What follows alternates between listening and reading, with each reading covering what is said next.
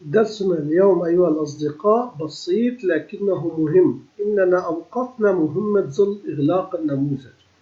هذا النموذج الذي يتواجد عندنا عندما ننقر هذا النموذج، عندما ننقر هنا افتراضيا يجب أن يغلق، لكن يتم إظهار رسالة مبرمجة أنك لا تستطيع أن تغلق النموذج إلا عن طريق زر أوكي، زر موافق.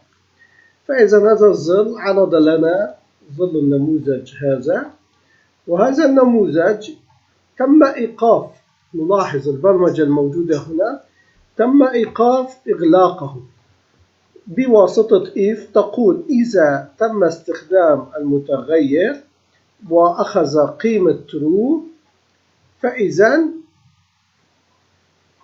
يجب أن تظهر هذه الرسالة ويجب أن يتغير الكارسر إلى true. وبهذه الحالة لا يتم إغلاق النموذج إلا عن طريق زر أوكي.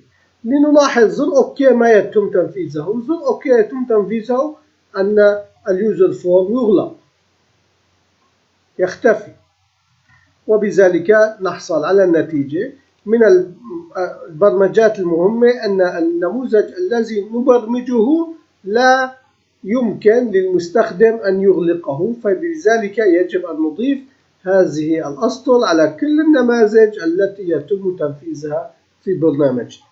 شكرا لمتابعتكم، وأرجو أن تهتموا لهذه الأسطر لأنها مهمة وسوف يعاد تكرارها في برامجنا المستقبلية.